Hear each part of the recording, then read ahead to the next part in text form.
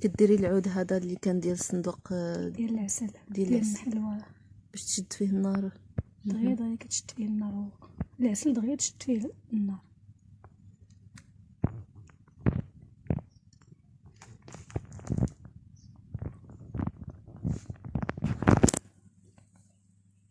هو غادي يشخط لنا النار. واخا ما ديريش العويدات رقاق غادي ها هو يشعلها في الخشب.